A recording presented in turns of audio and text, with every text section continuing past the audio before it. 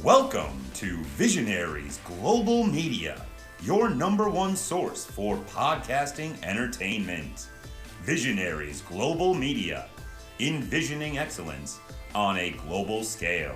Band from Ringside. Tonight on the Band from Ringside podcast, we got your WWE Backlash recap. King of the Ring starts with a couple of good matches on Raw. We're going to get Anarchy in the Arena at AEW Double or Nothing. That and a whole bunch more tonight on the Band from Ringside podcast.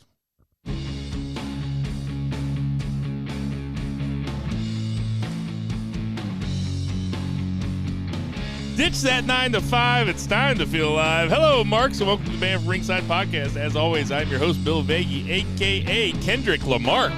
And sitting directly across from me, we have Jason Cornelius Bell. What's going on, JCB? I love it when you call me a B-fuck. Throw your hands in the air if you's a true player. And on that lovely note, I'll ask the congregation to bow their heads as I read from the latest edition of the Band from Ringside podcast, volume 358.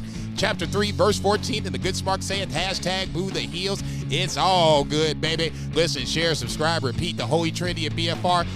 Like week of wrestling, especially with AEW not doing what they normally do, but still plenty to talk about. Let's kick it over to that west side. And out there in Portland, Oregon, we have Two Beers, Zach Boltman. What's going on, Two Beers, Zach? Beer for Western House. Freaky after Brony, you a 69 god. Freaky after Brony, you a 69 god. Like, the best pro wrestling feud that happened this week wasn't even in pro wrestling. It was just Kendrick Lamar and Drake. I just listened to that shit. I sat Sunday and, like a total out-of-the-loop white person, I read an article about the back and forth and then listened to the diss tracks in order and was just loving it. I have to admit, I did the exact same thing. Dude, it's like the Wikipedia article's like World War II. It's like they have it described like every like time stamped and like detailed. Yeah. It's so good. I watched a very intricate like 12-minute TikTok about it also. Stop. I just have no idea what's going on. I just know that I hate Drake and I always have. And it's like, okay, well, I feel completely justified in this. And sitting to go ahead. Oh, sorry. Like, just anybody that's called a pedophile over a very catchy club beat, you're never coming back from that. Nope. Like, that song was playing on the NBA. That's yeah. That's the truth. And speaking of pedophiles, sitting to What the fuck is wrong with you? Come on. That's my nigga right there. I couldn't help it. Fuck this motherfucker. Okay. Fuck you. We'll take it out. You ain't shit. We'll take it out in post. Sitting to my right, we have Bo Giesman. What's going on, Bo? Dude, I had like a great day, like a long day of work. I had a good session with my therapist, and then you drop this motherfucker? Like, who the fuck is this sleeveless son of a bitch? Okay, rocking this motherfucking American He's so mad that I didn't give a shit about his dumbass T-shirt that he's gonna call me out. I think you have to understand there, Bo G, that whoever was sitting next to me after Zach said that was getting called a pedophile there. It's just good comedy. That's just timing, dude. It's just timing. Yeah, that's fine. So it's like, you called me a pedophile 13 or 14 more times, I'm out of here. Yeah, I'm not going to take this shit so much more. What's happening, Bo? How are you? I'm glad you had a good day. Yeah, whatever, dude. Just fucking get to the show. We are coming hit the button. We are coming at you from beautiful, beautiful St. Charles, Missouri. Jason said it was a light week of wrestling, but your boy here watched 2 nights of Dontaku, watched TNA Under Siege. I mean, Look at you. I know. I knew that you'd be proud of me. I wanted to get that on the pod. I did watch Dontaku as well. Yeah, fuck him still. I mean, Under Siege. Anyway, yeah. I mean, I watched it. I didn't say I want to talk about it. I was going to say Hammerstone and Josh Alexander was good. Outside of that, yeah. Okay. Hammerstone didn't fight. He got left off the card. That's right. I totally forgot about that. Anyway, let's get to that 3 count. More so the reason why I probably didn't like this. God, I fucking hate this dude. JCB, kick us off. What's the 1 count? 1 count, we're going to travel over to France, Lyon, France, for Backlash I would say last week that I was very intrigued to see how the fans would react to WWE coming to France, and they certainly did not disappoint. Multiple occasions, the one that I really tripped off of was the AJ Styles entrance where they zoomed in on him close and the camera was shaking because they were making so much noise and just really tearing it up. What was it like? They had decibel warnings that you had to have earplugs at certain points that the crowd was so hyped. So that was a nice little setting for a 1, 2, 3, 4, 5 card match. Felt like a little bit of a throwback to the NXT TakeOver days, a short card, but packed with some action. So let's start it off at the top with the curtain jerker. You had KO and Randy Orton versus Solo Sikoa and Tama Tonga. Match started off crazy right from the jump. So Nick Aldis comes out and makes this a no DQ match. And as soon as he said that, I was like, yep, that's the Bloodline going to win for sure. Now, how we get there is the question of hand. So obviously, fast forward towards the end where you have the debut of Tonga Loa. For those who don't know, Tonga Loa and Tama Tonga are a tag team, the Gorillas of Destiny from the New Japan days. So now, obviously, they are back connected together in WWE. Tonga Loa makes the save on a pin. I believe it was Orton pinning Solo Sikoa, and Tonga Loa comes out to make the save and ultimately gets the Bloodline the win. Obviously, Jacob Fatu was the rumored name. I thought that was going to be the case as well. Looks like Jacob Fatu might be going on the other side. Neither here nor there. I didn't have a problem with Jacob Fatu not being there. I think it just builds up to more suspense when he does finally arrive and hits the scene. I thought this was a really good curtain jerker. I wouldn't call it a party match per se, but there was definitely a lot of shit going on, a lot of tables getting broken, and ultimately a lot of chaos in the ring and outside the ring. The right team went over. You had the Bloodline strengthening their numbers. Poor Paul Heyman. He just looks like he's a he's a hostage in this situation. At the end, when they're all putting up the ones, and Tonga Loa is looking over him like, motherfucker, you gonna put this one up or not? And Heyman's kind of like putting up the one or whatever. I thought this was a really good way to extend the Bloodline angle, add another member, get them over. Orton and Randy are the perfect duo for this to happen to, because basically neither one of them are going to be hurt by this loss. Oh, I'm sorry, KO took the pin on that on the victory for the Bloodline. But like I said, neither here nor there. They're fine. The Bloodline gets over. Heyman looks like a hostage. Everybody wins. Zach, what you think? Awesome match. Awesome crowd. Awesome crowd for the whole show. But the really crowd's, fun match. The crowd's the story of the pay-per-view, really. For sure. It really is. I mean, they elevated it like a whole letter grade for sure. But yeah, the match itself, I fully expected all the tables and shit anyway. Just the fact that they kind of like made it official. It was like to get an extra little pop. It was pretty nice, you know. They did the whole brawling bit at the beginning and had Adam Pearce come out and it gets the crowd popping, but they were already popping. But yeah, the match delivered. It was awesome. Really, really enjoyed. Really well worked. Tonga Loa debut kind of underwhelming, not because of execution or anything. It's just because Tonga Loa, man. Like, Stop. I saw him and I was just like, G1 participant. Put some respect on that man's name, dude. Everybody that watches the worst G1. Everybody that watches New Japan. Everybody else that doesn't watch New Japan is like, oh, that's Tonga Loa. That's Tama Tonga's brother. Like, oh, they're the Girls of Destiny, like badass, because they probably heard of them. People that watch New Japan are like, Tonga, fuck that. Jesus Christ. Dude, the only guy that Will Ospreay couldn't get a good match out of. Right. I mean, that's true. You ain't lying. It's like, what's next? Bad luck, Fale. Yeah, right. He's just like, son of a bitch. Well, and then the people that kind of watch wrestling are like, oh, it's another Samoan. Right. So we're gonna keep stretching this on. Oh, how many are there? They're gonna keep coming in. They're gonna keep coming in. I was getting ready. I wanted to call when is Nia Jax gonna show her tattoo? I mean, really, it's kind of like going in the order of like if this was multiplicity for Roman Reigns, and they just keep getting worse and worse. Oh, man. You know, the last Michael Keaton comes out and he's shaving his tongue and stuff. I ain't gonna take no Roman Reigns slander, goddammit. But that's Roman Reigns. No, that's Roman Reigns praise. Roman Reigns is the Michael Keaton, and then they just keep getting dumber and dumber. They're gonna show like one Samoan like licking a chair. Yeah, I know. Anyway, sorry, Zach. Go ahead. No, yeah, that was the extent of it. I'm just glad that Tangaloa didn't try a 619. You took my. I was. Ooh. See, that's why we should talk about these things. I had a 619 all geared up and ready. 619 joke. Yeah, I mean, I had one this weekend. Yeah. I was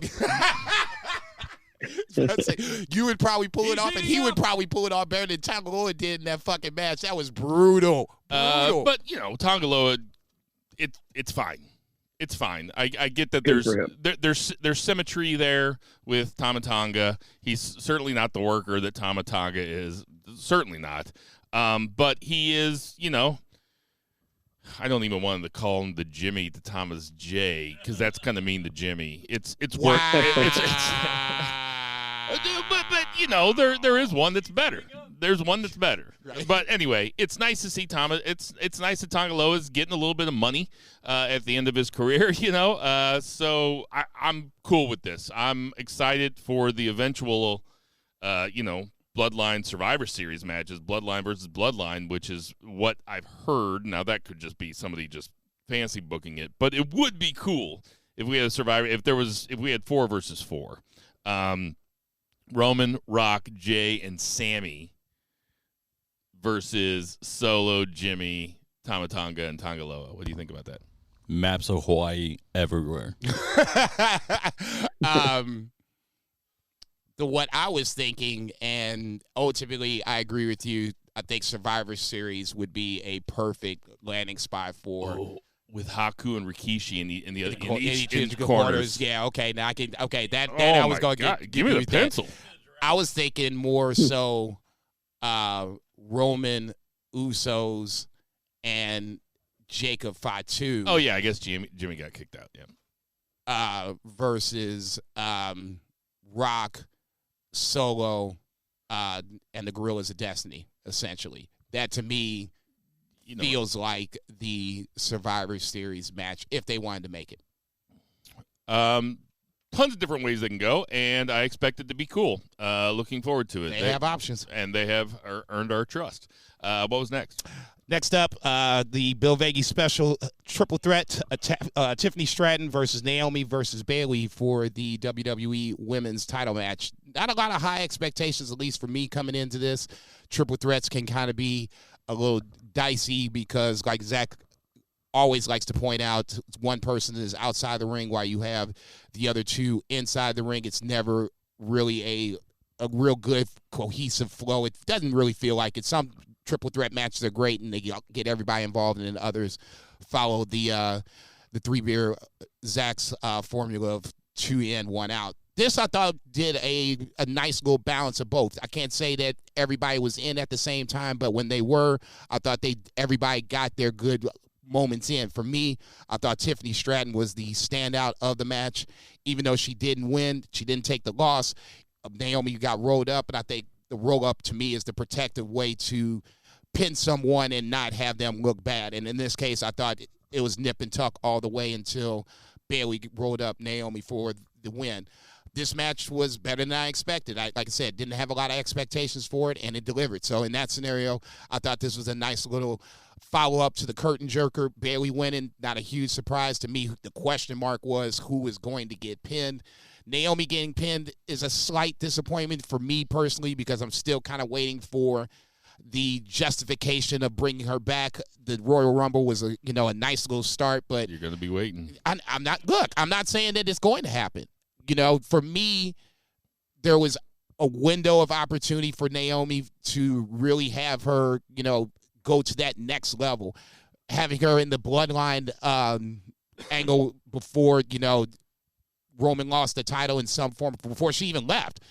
That, to me, was a nice little way to get her involved. You could have flipped her heel. That way, you could see a different side of Naomi.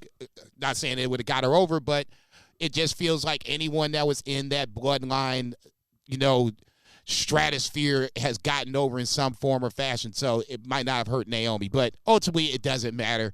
Tiffany Stratton, I thought, like I said, looked the best of the bunch. And not saying that she was head and shoulders above the best. I thought everybody looked good, but Tiffany was just a little bit better. Bayley wins. I think everything worked out the way it should have. Like I said, pretty good match. Zach, what'd you think? Yeah, I thought the match overachieved. There was a lot of fun three-way spots in here. And, Tiffany Stratton clearly the standout. Bayley's like the workhorse. She's the one, like, ring general. She's going to hold something like this together. But Tiffany Stratton is going to be a breakout superstar. She really has not been doing this for all that long.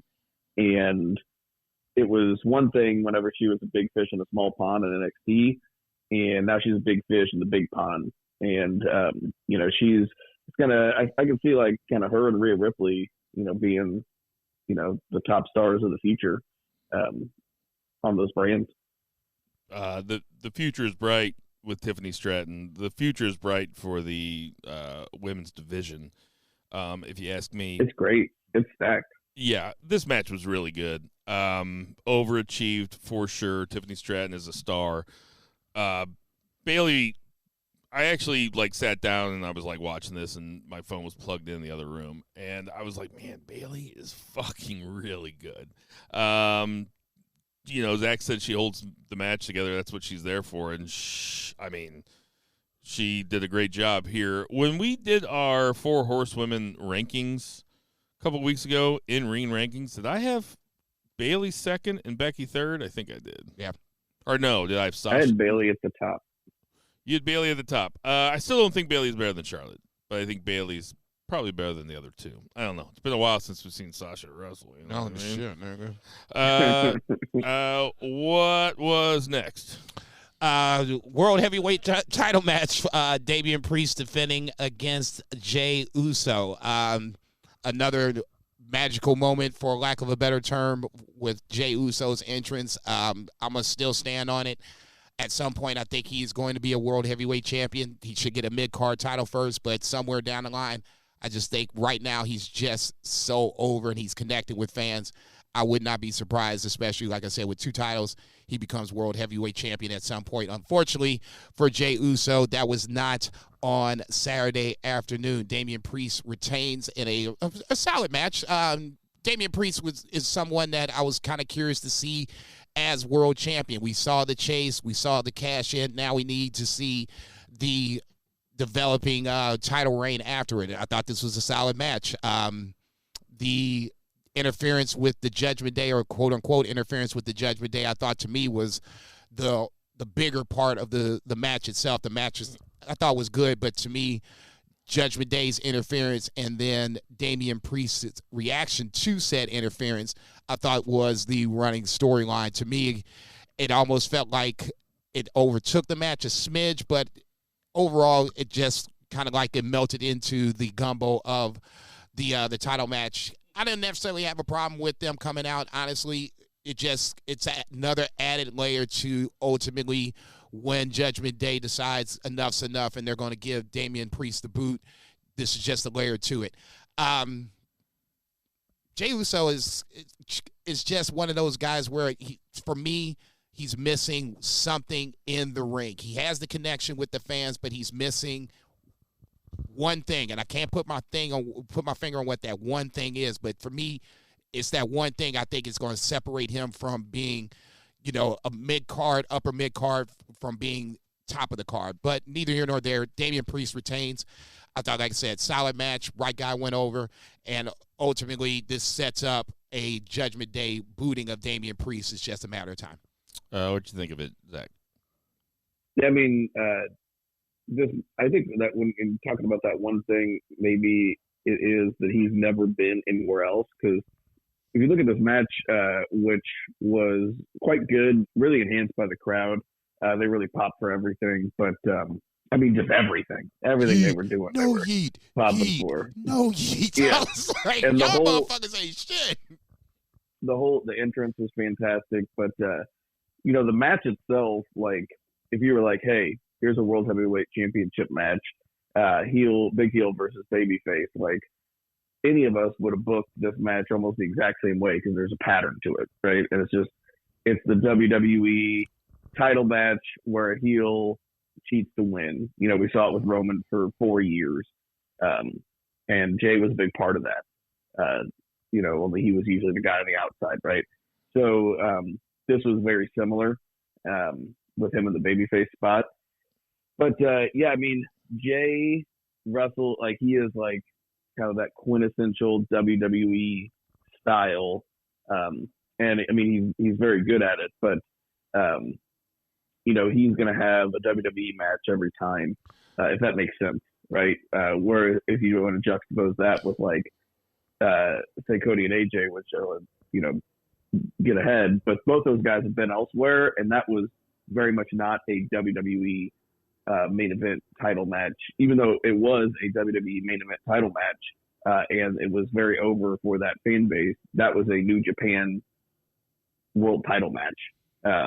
Very different from what Jay and Priest wrestled. Yeah, Jay and I mean, this was as good of a match as these two guys could have had. That's really no knock against them, but it was a WWE style match. The wrinkle at the end was that Finn and JD came out and started beating down Jay, and Priest was eventually like, okay, he's had enough. So they're doing the slow turn. He will turn. You know, Damian Priest is really, really good at what he does. The fans really enhance this. Jey Uso is inevitable. He will be a world champion someday. I would put a lot of money on it. You know, we saw it happen with Brodus Clay, and I called that really early. So, I think he'll be an IC. I think he'll be an IC champion. I'm hesitant to say he'll get a world title run, but he'll definitely have like IC or. I agree with that totally. Heavyweight. I agree with that totally. But you know, he's never been anywhere else. Like I said, Damian Priest is really good. Damian Priest did a lot of selling. Good match. No, I thought it was solid. So far, so good. If there was a dip, maybe this is the dip. I'll let you guys call it. Next up, you had the WWE Women's Tag Team title match. Bianca Belair and Jade Cargill versus the Kabuki Warriors. Once again, for me, not a lot of expectations for this match. And for parts of this match, those low expectations were met. This was kind of clunky in spots. I'm not sure why we are just hell-bent on having women's tag team champions, but that is the case. I just don't think there was a lot of good chemistry between these four women. I think individually they're all good, especially on the Kabuki Warrior side. There's no knock against Bianca Belair. Obviously, she's gotten her props, and Jade is still a little green in my eyes, and I think that kind of showed itself. So you don't think there should be women's tag titles? I've always, and I've said this on Twitter multiple times. For me, I think a women's mid-card title would do better for the division versus women's tag team champions. Well, so you hate women? I mean, if they treated the tag belts, but they're not. No, you're right. They barely give a shit about the men's tag belt. Okay, there you go. You stole my next thunder. Tag team wrestling in WWE isn't a priority, and that's fine. But let's not sit up here and try to piss on my leg and say it's not. Tell me it's raining. This is a scenario where they're doing it for whatever reason, and it's not working. There's not an investment in it. There's no real, let's put something behind it and make it happen. King of the Ring, perfect example. Triple H has made that immediately feel like, oh shit, this is must-see TV. They haven't done anything like that for the women's tag team titles. Listen, man, I don't even necessarily disagree with you. I don't think you've ever said that on the podcast. I haven't said it on the pod, no. So, I mean, listen, the point is that now Bianca and Jade get to walk around with belts. And when they show up at places, ribbon cuttings or, whatever they go to, they can walk in there with a belt. No, and that part I get. breaking new ground on the hospital or something. Yeah, that new Planet Hollywood in Los Angeles. Right. They're going to be there with the belts. No, and that totally is fine. Obviously, spoiler alert: Jade and Bianca won the tag titles. I'm not saying that that's the aesthetics of it. I understand. Just the way they go about the execution of it is just blah. You know, it's there to be there versus, you know, we're trying to make this, you know, an actual thing and put two women over. And ultimately, that to me is what you would have as a tag team, is to get both women over. Bianca and Jade are, you know, they're over right now, you know, so that's kind of, you know, defeating the purpose of getting them over. So for me, from the start to the finish, there's really there hasn't been a reason to have tag team champions on the women's side. You could have a mid-card champion on the women's side and achieve just as much. Neither here nor there. I thought this match was probably the low point of the match. And I'm not saying this was bad. It just was clunky in spots. Jade throwing around Kyrie at the very end, I thought it just shows Kyrie earning that money. It just shows the potential of Jade Cargill, just scarily so, because she was throwing that little girl like a rag doll, and I'm sitting there watching it just like, oh shit, damn, you know. Easily the high part of the match and one of the high parts of the card itself. But the match, I thought this was the dipping point, and it was just one of those things where, at least leading up to this point, there was really 3 good matches at this point. Asking for a 4th good match was probably asking too much. This was unfortunately the low point of the night. Beer, what you think of it? I actually found this match on Pornhub when I searched Ebony Goddess tosses small Asian around, and I watched it again. No, the match. You know, what's funny is, you know, you can just put in keywords. Like, you don't have to type out the whole sentence. I need very specific filters, like understanding. Yes. Well, it also depends too if you use an incognito tab. So I've been told. So the match, you know, going in, you're like, oh, I could expect this one to be, you know, not the best match on the card. Looking at the card, you know, I could expect it to be a little clunky because, like, Jade's in there and she's greener than the other gals. It was both those things, but neither one of them were because of Jade, which is crazy. All that clunkiness was like either the ref or like Bianca and like Kyrie were having issues. Like, Jade was good in everything that she did. I'd say, you know, her only thing was she's not the best at selling, because that's not something that she's done. And, you know, the whole time she was in AEW, she didn't do any selling. So she's going to suffer with that. But the match was pretty good. And all those women are fantastic individually, like Jason said. But it was the worst match on the show, but it's a very good card overall. So makes sense. It was my Stone Cold Lead Pipe block of the week, so no big surprises there. The finishing sequence was good enough that I think all that clunkiness will be forgotten, and people just remember that. Yeah, this match was kind of a spectacle. Jade is kind of a spectacle right now, and Bianca's pretty strong too.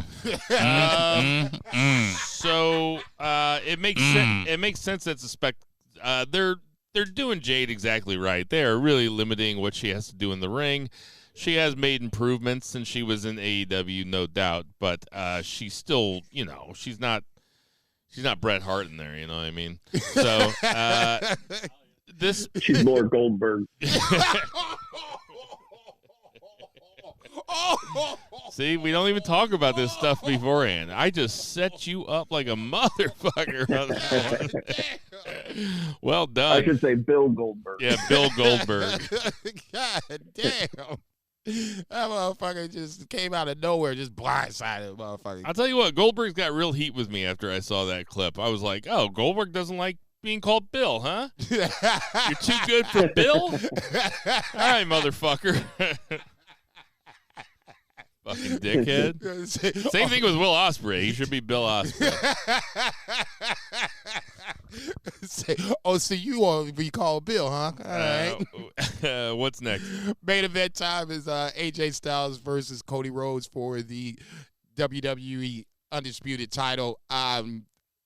This was obviously the match of the night. I thought both entrances just really set the tone for an amazing match. I know Cody Rhodes has kind of taken some heat, and I don't think it's necessarily his fault, but his title reign hasn't came out like gangbusters, and I don't expect it should.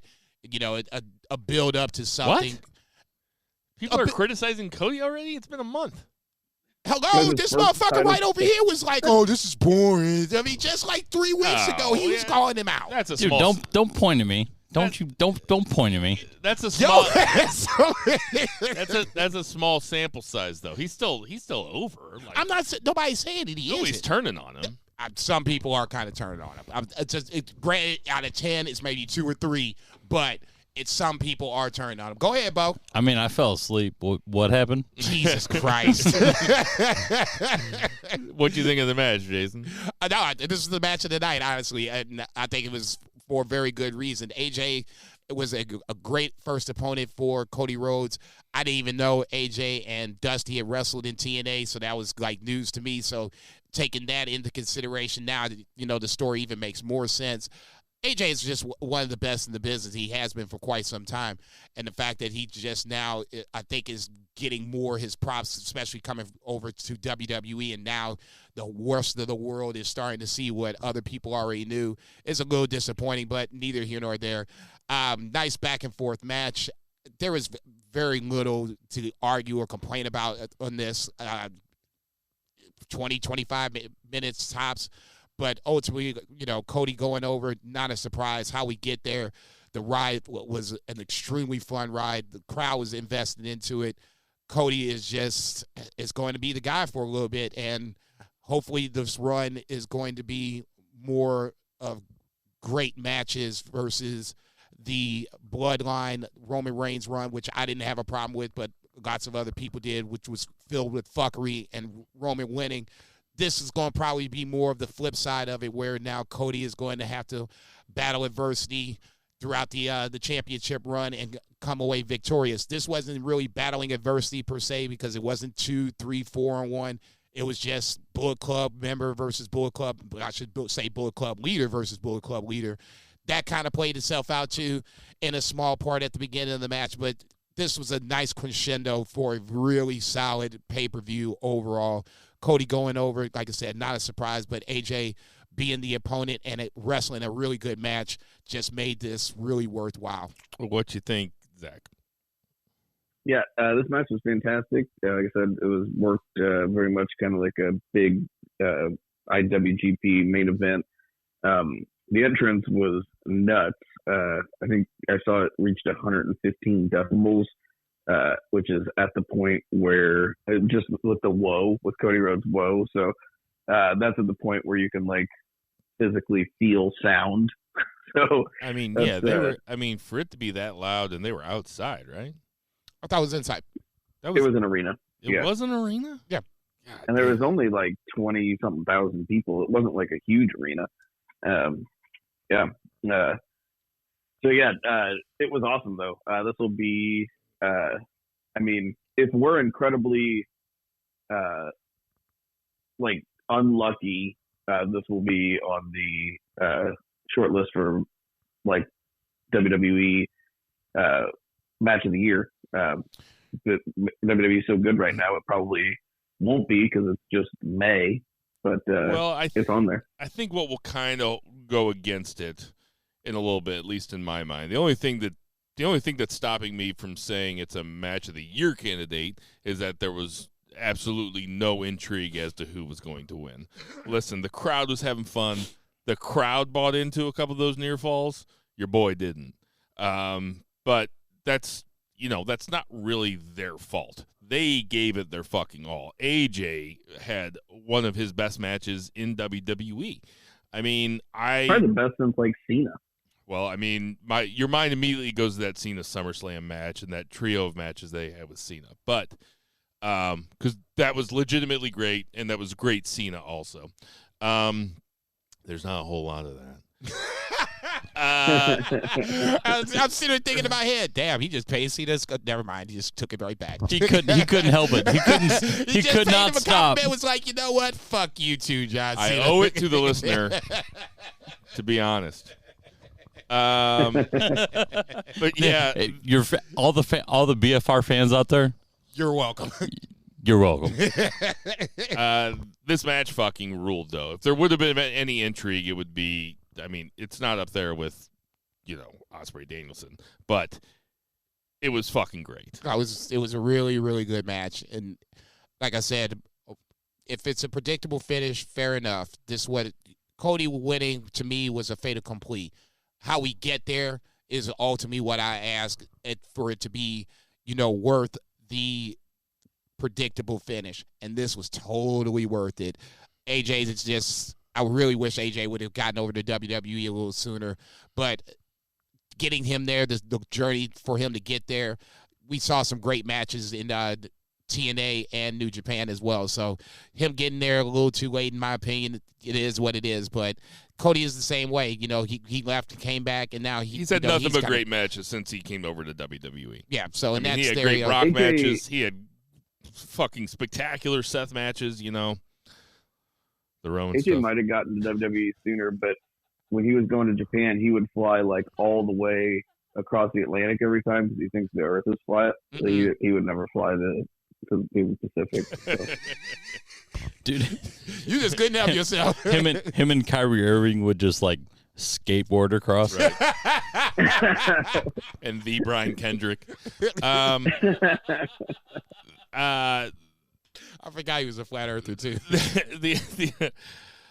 Shit, I forgot what I was gonna say. Anyway, this was a really good pay-per-view that was completely elevated by the crowd. Oh yeah. Zach, what kind of grade would you give it? So I think with the brevity, with the match quality, with the crowd, I'd give this an A-. With it being on during the daytime? And that was another big bonus. Yeah. Jason? That's why I don't even care about the blood money for Saudi Arabia anymore. If they want to do WrestleMania, like over there, whatever, it's fine. It just starts earlier. That's great. Somebody's been listening to the pod because we told them last year, we were like, if Clash at the Castle is going to be this badass, you should do every pay-per-view out of town or out of the country until the U.S. people start to respect the product again and go crazy. Because if this reason they're shit was doing them outside is because they're paying them money because TK owns them now. So like they're going wherever people will pay to have them. Well, if this pay-per-view would have been in San Antonio or something, San Diego, San Francisco, it would have been like a C. Oh yeah. I'm not gonna go that far. I was gonna say if Rene Dupree would have came out like Carlito did at Puerto Rico, shit, just with his hog hanging out. Okay, I was getting ready to say, man, you gonna have to hold the eyes of the women and children here for 30 seconds. Rene Dupree has entered the chat. I mean, Carlito got to come out during Big Puerto Rico. Dick energy. Size of a horse. Listen, I like the sound of that. Listen. I understand that. I bet you do, Panama Red. I understand that he's Canadian. I understand that he's not French, but it doesn't matter. It still would have been. He was in La Resistance. Okay, let's get ready to say he'd have got a huge pop. Honestly, I thought the huge. Yeah, I just caught that shit myself. That is, Freudian slip. I thought the matches were really good, and it wouldn't have mattered where it was. The crowd just gave it another kick. The matches I thought were good to where if it was in San Antonio or whatever, the crowd wouldn't have been as hyped, but they would have seen some good matches, which ultimately would have got them into the card itself. It was such a predictable card, though, too. I'm not disagreeing with you. Not at all. So what kind of grade do you give it? B+. Yeah, I give it a B. If Rene Dupree would have came out, it'd get an A+. Let's get to that 2 counts. 1, 2, 3. 2 beer. What's the 2 count? 2 count. Not much to talk about with AEW. They did not have Collision, correct? They did not. Yeah, I did not watch it, so that's good. They didn't have a Collision or or Rampage, yeah. Yeah, just a Dynamite, which is fine because it's the main show and there's so much wrestling. There was a WWE pay-per-view. Gotta watch SmackDown, Raw, all this shit. I still have to like live a life and be a parent. Like this is fine. I am fine with Dynamite. Mm-hmm. So open up with Orange Cassidy and Trent Beretta, and this seems to be Orange won, which is not surprising because he always does. But they kind of protected Trent. He won by he had torn the turnbuckle pad off, and Trent bumped into it, and he just did a roll up. And then Trent got pissed off whenever he lost, and comes out with a weapon. And Orange grabs a chair to defend himself. Don Callis is on commentary for this, and it seems that Trent Beretta is going to join the Don Callis family. What do you guys think about that prediction? That's what I think too, and that is cool with me. I think that having Don Callis involved in this feud is kind of unexpected and surprising, so I'm cool with it too, because I'm like, I turned on Dynamite, and I was like, oh, okay, it's Orange Cassidy versus Trent Beretta. I can still run around here and keep an eye on it. And then Callis came out, and I was like, oh, yeah. Let's see what happens with this guy. He should be on commentary all the time, by the way. These tater tots can go for a couple extra minutes. Exactly. Say, I don't smell anything, Bernie. I'll tell you what, Cassidy took that fucking beat down and then kind of popped right up at the end. It's like, dude, stay down for a little bit. Yeah, like, who the fuck are you? He's you Orange fucking Cassidy. Super Cena? No, he's Orange Cassidy. Shit, he's about to say. You gotta stay down a little bit longer, man. No, I'm not disagreeing with you. I totally get what you're saying on that. This was a pretty good match. I'm glad we finally got this one in. I think we're going to get a second one at some point down the line, maybe a double or nothing. But Orange, when he pulled down the turnbuckle pad or whatever, heelish, I would say that, but it's not the first time we've seen him kind of, bend a rule or two to get the dub. So I kind of like the fact that, every now and then Orange Cassidy comes back and, pulls a little heel move out of his ass to get a dub. The whole swerve of this is Don Callis protecting Orange at one point. On one hand, I guess, better choice of words, but if he's working with Trent, it's a weird smoke screen of, I'm the double agent at this point, being Don Callis, trying to look like he's protecting Orange Cassidy, but in reality, setting him up for a bigger fall from Trent Beretta. So that to me is the intrigue of it, how Don Callis is being played in this little feud or whatever the case may be. I don't necessarily want Don Callis on commentary. We've had a great commentary run on New Japan. The commentary team, if anybody, Nigel McGuinness should be the one that's on there as a full-time, as the heel commentator. No, it should just be, this is what it should be all the time. Excalibur, Don Callis, Matt Menard. Now that's entertainment. Hey, and Zach, you're not here, but Bill just went from 6 to midnight. I bet that Don Callis and Matt Menard could, develop a pretty good rapport. So that's all they I'm can saying. play off each They're other. just for sure. both so talented. But yeah, go ahead.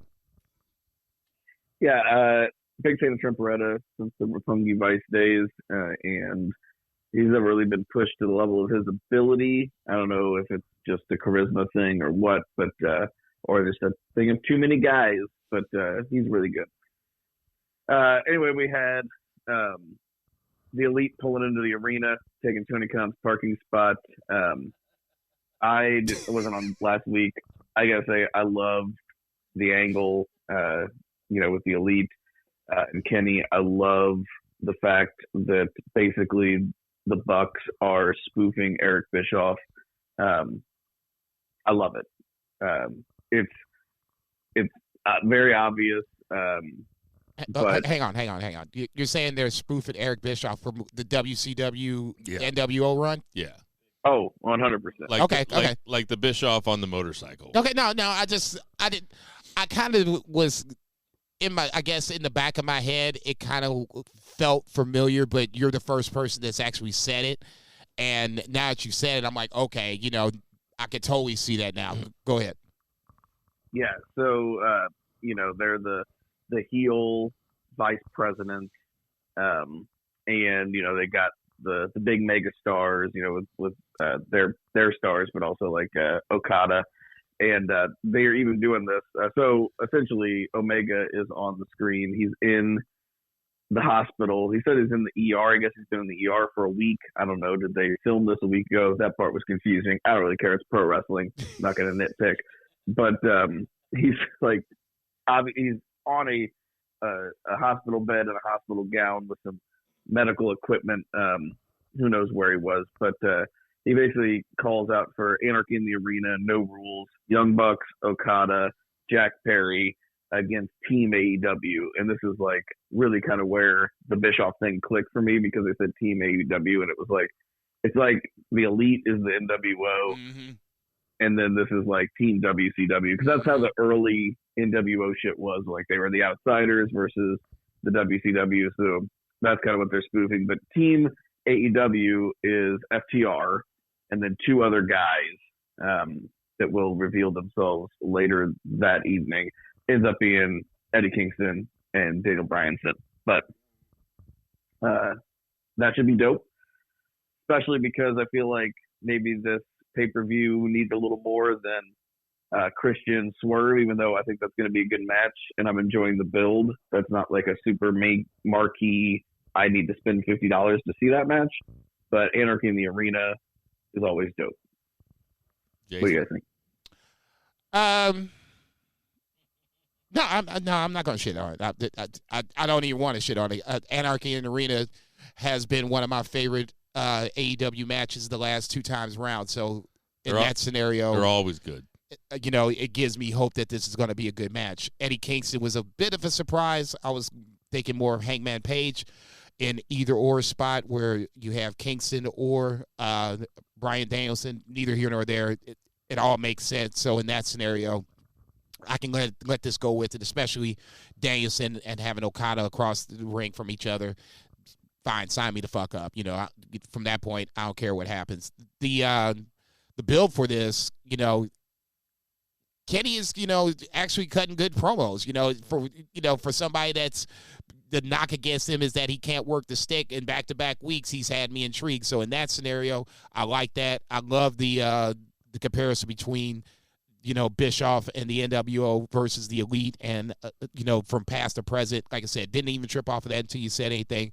I'm genuinely curious to see how this build is going to work for the next 2 or 3 weeks.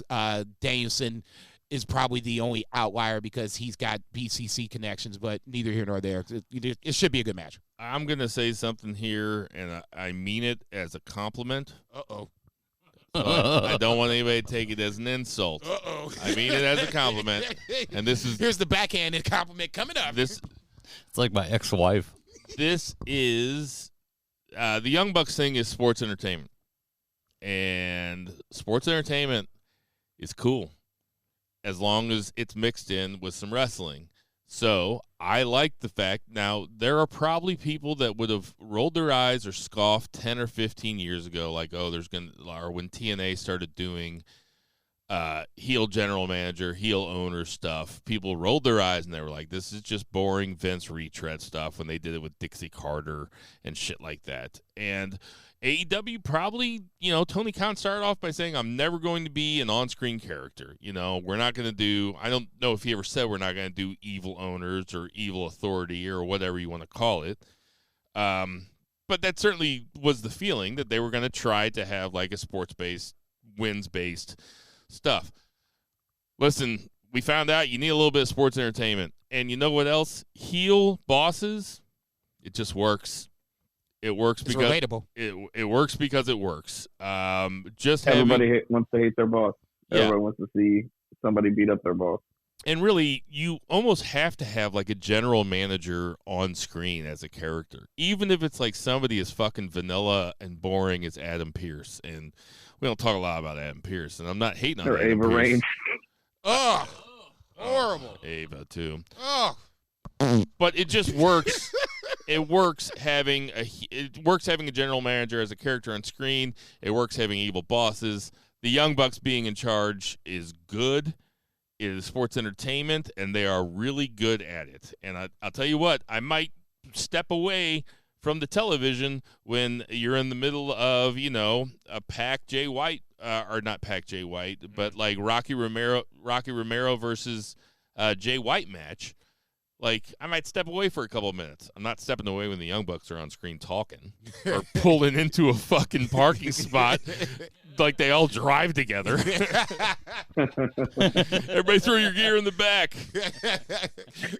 No, I've always. Or they just went to go see Serena for the end of her shift. Well, and are you guys really that surprised that Eddie Kingston is involved in this? They're like, hey, it's going to be an anarchy match. We're going to have shots everywhere. We're going to be in catering. Eddie's going to be there. We might as well get him involved. Jesus Christ. That man was the Triple Crown AEW Continental Champion. Put some respect on his name. Yeah, and I beat him in the second round in Mike Tyson's Fit Punch Out. No, all you got to do is knock his pants down and punch him in the belly button. He always opens his mouth before he punches. Yep. Up. But yeah, this is good shit, man. I'm into this. I'm into the evil EVPs. So yeah, heel bucks are the best bucks. Good shit. Yes. We had Serena Deeb out there being interviewed, trying to do a very babyface promo that nobody gave a shit about. Yeah, I felt bad. They did not care. I felt bad, man. I was like, getting into it, and the crowd was just like silent. No, I felt bad because they started chanting and she stopped because she thought they were chanting about her and they were chanting "Let's go Oilers," which makes it 2 weeks in a row I got a bone to pick with the Canadian crowd. You guys fucking sucked. You guys were worse than fucking Winnipeg. All you did was chant "Let's go Oilers." You're at a wrestling show. Shut the fuck up. Damn, dude, for real, calm down. We're gonna have a bunch of dudes in sweaters down here in the 636 looking for Bill Veggie. Tighten up that border, Biden. A2K fab. Oh, I like that. Yeah, nobody gave a shit. It's the same thing with Toni Storm because she's a big baby face, but she is presented as a heel. I understand why they're doing it. It seems very obvious that eventually, and maybe even relatively soon, whatever the show is after Double or Nothing, or one after that, Mariah May is going to flip babyface and take the title from Toni. But in the meantime, she's kind of killing any other babyface that she faces because everybody just loves her and loves the gimmick. Yeah, that's a really astute observation, one that I hadn't quite put together. No, I'm being fucking honest. Like, that is not something that I thought about, but it makes sense. I also feel bad. Serena Deeb was telling a very tough story about having seizures, and it was very heartfelt babyface promo. That crowd did her no favors. Zero. None. No. Gave zero fucks about it. The biggest reaction is when Toni Storm came out, and that's always going to be one of my biggest fears with all the worst people from France came over to Edmonton. That's why the France crowd was so good and the Edmonton crowd sucked so bad. They were let those fat motherfuckers go over there to the New World. Sure, get your ass over there. You ain't shit, dude. God damn. Je parle français? Two months, bro. That's a history lesson for all you, except for our boy Lowell up there. You're cool. You're a cool Canadian, man. I'd say, damn, man, you just shitting on the whole damn country. No, I felt bad for Serena, obviously. Tony's going to go over in this feud, however long this is going to last, probably to the end of Double or Nothing. I disagree with Zach on one thing, though. I think Mariah May turns heel. Toni Storm turns babyface because I think ultimately Mariah turns on Toni. Like I said last week, when Toni and Mariah first hooked up, Toni was just ruthless about her ass. Didn't give a fuck. Didn't care if she got thrown into the lions or the wolves or whatever the case may be. Now, over the course of time, you're seeing that starting to change. And I think Mariah May, like I said last week, is going to take advantage of this shit and ultimately bite her in the ass and take the AEW women's title from her. But I could be wrong. I just don't see why we have them connected with each other if one doesn't turn on the other. If that's the case, then I think Tony is the one that's going to get turned on. Just typing into my AI image generator, Mariah May biting Tony Storm in ass. Dude, at least stay off Pornhub while we're on the podcast. Just come on. Your algorithm is yours. Do your thing, but just keep it straight for 90 minutes, please. No thanks. Let that man multitask, damn it. Threesome neckbeard wrestling. So, in a match that will not deviate us from this conversation, Mariah May faces Harley Cameron with Saraya on the side. So, Mariah May is also a really good wrestler. And this is the first time I've ever seen Harley Cameron wrestle. Ditto. And I thought she did just fine. Yeah. Yeah. But this was just like, match of the hot chicks. I think that's what the whole feud is they're just the hottest chicks and they got to wrestle. Ain't no complaining over here. No. But ain't nobody changing channels over here. Nope. No. Listen, unsurprisingly, I'm hoping for a nip slip. Hope for a nip slip. Hope for a nip slip. I have also been shit. been really enjoying. Come on, titty. Come on, Come titty. on, titty. Man, I walk away for literally 60 seconds. I walk in. You guys are talking about Pornhub. I walk back out. Well, You guys are talking about it's a nip match slips order. and Hello Kitty. Bill walks back and we're going. Come on, titty. I'm like Charles Xavier trying to will that shit. So fucking horny. But Mina Shirakawa, damn it. I really enjoyed her coming out, and I was not watching Stardom. I did not know they were a tag team until the AEW stuff. But I do like Mina. I've seen her a lot in Stardom, and she's a lot of fun. So I do like seeing her on TV. But Mina came out for the save, and that's another thing. I think it'll be more Mariah May and Mina. Pulling that'll be like kind of the new group, and then Tony will be left on her own. Well, with Luther, I guess. But yeah. Any thoughts on this, Bill? Not really. I think that you guys. I think that Mariah May fucking rules. I don't know how much there is to say about Harley Cameron, but I thought that the point that you made about Toni Storm made a lot of sense. And now I'm going to view everything through that lens. It's like, oh yeah, just flip her baby face. Like, it would make things so much easier. You'd be able to get other people over. Like, she is fucking over. Just let her be a baby face. Oh, I think it's ultimately, like I said, I think we ultimately get there. Just how we get there is, the question that we don't necessarily agree upon that.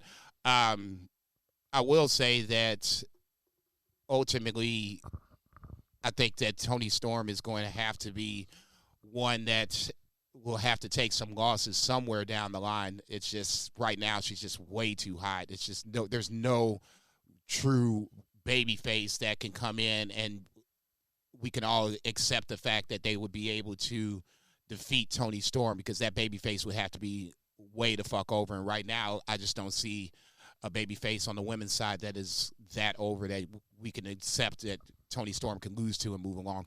Yep. What was next? CMD.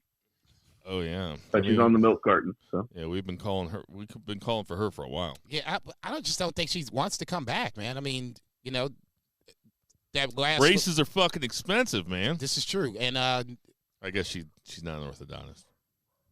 Neither here nor there. I mean, the dentist, just a cleaning ain't exactly cheap either. The relationship I need between to go to the dentist. Ditto. The relationship between the AEW fans and Britt Baker wasn't exactly great at the end. And I don't necessarily blame her if she doesn't want to come back. But there is a hole that's missing when she's not there. her and Thunder Rosa. Yeah, I was. That's why I hesitated. I was like, "Fuck, I can't." I know this is where I'm getting ready to get laughed at, but that's the only word I could come up with. Unprofessional bullshit. Neither here nor there. Thunder Rosa and Britt Baker is a rivalry that could easily have been had upon her return. That hasn't happened. We need a big baby face to take down Toni Storm. Britt Baker can come back and do that. Anybody that's been gone this long would have a positive reaction upon returning. So at that point, yeah, Britt Baker is the obvious answer, but it just doesn't feel like she's coming back. So in that scenario, let's assume she's not. You still need a big baby face to step across. Otherwise, there's Storm. a hole missing,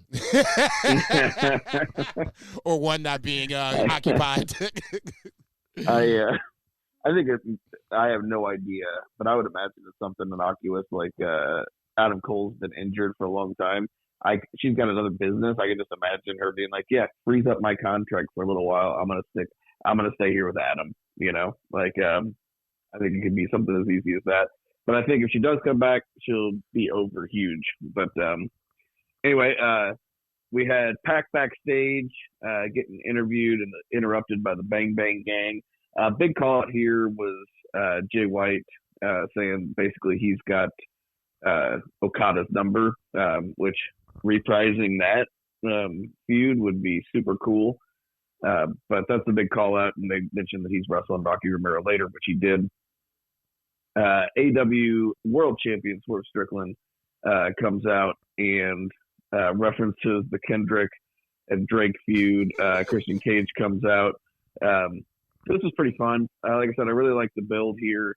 But man, brother, I felt real bad. So they go back and forth, little tete-a-tete, which I really enjoyed on the mic. But the Mogul Embassy then turns on Swerve, and there was like the whole patriarchy and the Mogul Embassy. It was like 7 dudes beating Swerve's ass for like 5 minutes. And I'm like, can Swerve just have a friend? Baby faces aren't allowed to have friends, right? And the whole locker room in the back just like, damn, Swerve getting that ass beat.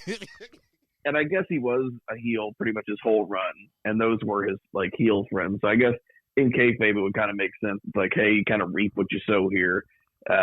But yeah, I'm just like, Jesus Christ, man. Like, they're like, like kayfabe style, like Gates of Agony and Brian Cage are in back, and it's like, man, Swerve used to be so cool. Remember, he used to like cut promos over like cribs and stuff, and now he's like just fucking out there winning championships. Fuck this dude, man. Like, what? Swerve's really changed. You ain't shit, dog. You ain't shit.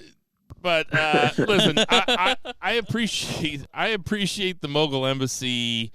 I appreciate them tying that story up because it is kind of a loose end. It's like, okay, he used to run around with all these guys. Now these guys aren't there anymore. So in that respect, I like this segment. When Mogul Embassy came out, I was like, oh shit, they're not going to make these guys baby faces too, are they? So I'm glad that they didn't. I'm glad that he got turned on, basically. I am completely, I've been programmed. I've been indoctrinated by wrestling long enough. It's like, oh, he's a babyface. He can't have any buddies. I think Toa Leona's got babyface potential, but none of those other guys do. Well, I agree. I was totally confused too when Cage cut his sideburns. I was like, oh, he's babyface now. I thought that Christian I'm like, Cage once he stops looking like the Wolverine, he's going babyface. They need to put Brian Cage in the patriarchy and say that Christian Cage is Brian Cage's dad. Stop. God, they definitely Godfather. He should be the Godfather. Yeah, or like he's his brother's kid, and he's like, but I took you over because he was a piece of shit. And they show pictures of him like holding him at his baptism when he's fucking 35. And Brian Cage still has the chops. Yeah. And it was before Brian Cage was taking roids. It was just like pudgy Brian Cage. So he looks like a little fetus. He looks like Hook. Give us the pencil. Just give us a bunch of them. Effective segment. Yeah, that was good. There's a Willow interview. Nothing really to say. Building up the championship match at Double or Nothing versus Mercedes. And then Rocky and Jay White had a match here. This was pretty much there's like a 1990s like Macho Man Randy Savage match where like Jay White just sold and then like hit 2 moves and won, which is not a bad way to do a match, but that's basically what this was. And yeah, I really like Rocky Romero, really like Jay White, but Jay White needs the wins here. So Don Callis said during this match, Rocky Romero is known for one thing: holding back talent. I was like, dude, that's fucked up. I'm like, damn. That is so good. This motherfucker over here just capping out motherfucking shots in the crowd. I'm just shooting at anybody. You just fire in the air. Okay, They come down eventually. Yeah, as I said, it's gonna hit something. Cinco de Mayo. Okay. Callis. The fact that you said that Jay White needed this win says everything that is wrong with what's wrong with Jay White's run in AEW. Jay White shouldn't be needing a win over Rocky Romero. Jay White should be, like I said, long past this trios 6-man angle. You know, please, Juice Robinson, come back so we can get Jay White free to have him go on a singles run again. For Christ's sake, this is ridiculous. Well, and he didn't really need a win in the sense of that he's taken a lot of L's, but he should be winning singles matches. I hear what you're saying. It's not that he's, losing all the time. It's just ever since losing to MJF, his booking has been lackluster at best. Yeah, he's really worked. What, motherfucker? He's really worked to get those guns over, though. I tell you what, he's really done good work with that. Like, they had go away heat with me, even though they had a really good theme song their whole run. Their theme song's great, but they had go away heat, and like, I enjoy them now. Yeah, so, I mean, they're definitely better off being with Jay White than they were by themselves. Like, I mean, they're good for being little shit asses that you just fucking hate. No, I agree. I think they could have easily done that by themselves, as a tag team. They're better than the Acclaimed. Oh here we go. Here we go. Here you go, niggas. Stop. I agree. What? Are you out of your... Oh, my God. Yes. Seriously? 3 beer. Yes. Seriously. The Acclaimed are for house shows. They're good for house shows. But, Their house. Dude, Delayed reaction, but that was funny. Go ahead. If 3 Beer was here, Bill and 3 Beer would be scissoring like assholes. With Not assholes, whatever. Yeah, I was getting ready to say, which scissor are we talking about here? Because the picture out in my head, I don't want to be... Acclaimed are losers. What the fuck ever? Y'all motherfuckers are crazy. That was the hottest act a year ago. This time, if the Acclaimed weren't losers... Keyword was. Yeah. The fact that Tony Khan cooled him off isn't their fault. We already litigated this. Was this last week? Sorry if Zach missed it. If they weren't losers, Max Caster wouldn't walk around wearing his hat like the kid from The Sandlot. Just fucking huge Bill, just sticking out the whole way. Dude, everybody wears those hats nowadays. Like, I don't the only care. way he cooled them off was just putting them on TV every week and just overexposed how mediocre they are. Oh, stop, please. No way. No. If you're going to sit up here and tell me FTR and Claim couldn't go out there right now and tear the house down, get the fuck out of here. I totally disagree. They're probably not even in my top 10 tag teams in AEW. Name 10 better tag Name teams. 10. Thank you. Get ready to say. You go ahead and do that. Swerving our glory. No, stop. We're not talking about your favorite. We're not talking about your.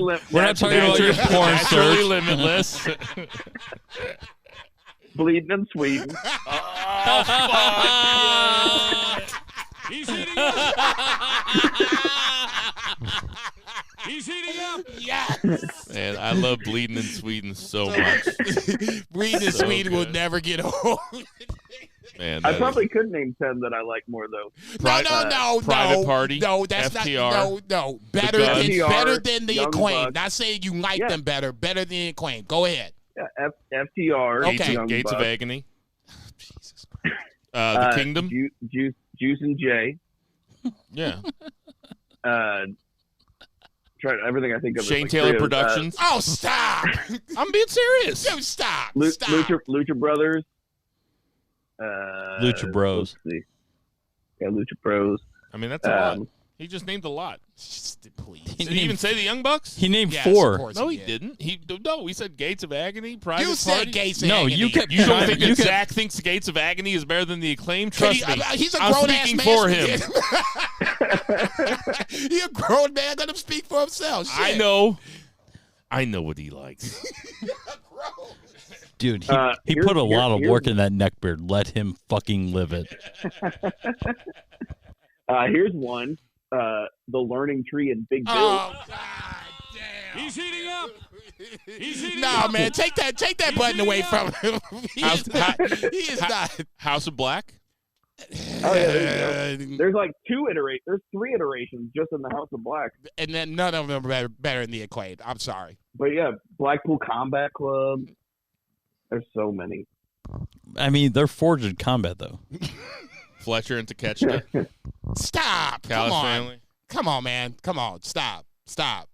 Okay, you need to just chill out. At least Okay, I'll chill. At least 3 beers throwing some names out there to at least give me pause for the cause. You just throwing shit out there just because you don't like the Acclaim. All right, I'll chill. God. Varsity Blonde. Oh, come on, man. Dark Order. I feel. Come on, man. I feel like Bill's just trying. I feel like Bill's just waiting on Zach to get him hard. He's just cheering him on. He's like staring in his eyes right now and like holding his ears. He's like, please do it. I am literally naming tag teams that I like better than the Acclaim. That's all I'm doing. That's all I'm doing. That's not what the question was. Damn. That are better. Like, Better. objectively. Motor City better. Machine Gun. In AEW. I'll tell you what. They ain't in there yet. That's also what I'm doing. Goofballs. All right, man. Goofballs. All right, man. Y'all win. Okay. Yes. Acclaim's the worst tag team in AEW. Quit punking I out. didn't say Dude, worst. Hard quit punking out. sarcasm. Hard sarcasm. 11th Anybody that 11th knows. best. Please. Anybody that knows me well enough knows that I can argue this all night long. We ain't got all goddamn night, so we can move the fuck along. All right. But yeah, Learning Tree, Chris Jericho and Big Bill in a squash match. This is so good. I mean, he tags in Big Bill to basically beat the guy up just so he can tag back in and hit him with the Judas effect and take the win. And then thanking the crowd that doesn't like him, and then says, I'm back on Dynamite again. I wish I could be on for the full 2 hours. Fuck out of here. Like, it is so good. The Jericho Vortex is such a great trademark. And yeah, thanking Hook for hasn't seen him since he hit himself in the face with a baseball bat. Okay, that was funny. That was funny. That was hilarious. That was funny. I will admit that part was funny. That reminds me of when Bobby Heenan was like, Mario Jannetty threw himself through that window. I'm like, motherfucker, don't say he didn't throw himself through shit. But I will, as much as I roll my eyes through a lot of that promo when he said that hooking himself with that baseball bat, I had to laugh. I was like, man, now you over here telling motherfucking lies and shit. But neither here nor there. Go ahead. I will say that Jericho is executing this bit great. I really enjoy this persona. I will not give him credit that he fully invented it. I think he kind of backed into it. I think it was kind of thrust on him by the fans. I mean, we were in St. Louis a couple weeks ago. Those fans were chanting, "Please retire," and that's a brutal chant. And so, him kind of seeing which way the wind was blowing, but then being smart enough to pivot and create this gimmick, which is, I mean, it's the best gimmick he's had in a very, very long time. So I got to give him props for that, even though it was not fully a creative decision on his part. He made chicken salad out of chicken shit. Yeah, you can only beat the teams in front of you. Like, he saw the lay of the land, and he made it work. I still don't know why he just didn't go away for a while. Like, it's just because they were saying, like, he's just – listen, I love the learning tree. I'm into it. But I just thought he would have gone away for a while. But Me too. But like I said, I'm into it. I'm a big fan. The old we had hey, I won't let it slide, dog. I was gonna say, we know where I stand on this one. Hardcore to the end. I'm not backing down from this shit. Jericho should have went away. That's just me. we had a main event match, not main event angle, main event match. Awesome TNT Championship match with Adam Copeland versus Brody King. I don't think there was any doubt that Adam Copeland was going to win this match, but man, these guys worked really well together, and this was super fun. This is the kind of shit where you're just like, damn, like, I fucking love Dynamite. Yeah. What a hell of a match. Yeah, this match was great. If I had to nitpick, I would nitpick with the Malachi Black vignette that happened earlier in the show, because it even took away any kind of intrigue that there would be. I didn't think that Edge was going to lose, but, you know, if they would have had that be a Brody King vignette instead of an Aleister Black vignette, then, you know, why not do that? You know, I think he could be just as big as Aleister Black, Malachi Black. Oof. Well, damn, hot take. I feel like Brody's got a better connection with the fans than anybody in House of Black. People love Brody King. Yeah, he's badass. I'm not. What did I call House of Black last week? The Spooky Bikers? Or the Magic Bikers or something like that, yeah. The Spooky Warriors. If Hell's Angels were actually from hell, they would be House of Black. It was something along those lines. Yeah. I didn't necessarily mind the vignette from Malachi Black, because, I mean, ultimately, I think that's the end game. I think that's the double or nothing match. The fact that you had Adam Copeland going through House of Black, for lack of a better term, to get to Malachi, that is what it is. You know, I agree with you guys. The finish was never in doubt. How we get there, Brody King getting busted open, having tables and all this other shit come out, I'm all down for that shit. You know, let that shit fly. Does anybody else ever feel like calling him Burger King? Calling who Burger King? Brody King. Oh, man, hell no. I think that's what I'm going to call him. Dude, Eddie King would be so pissed off at you for that.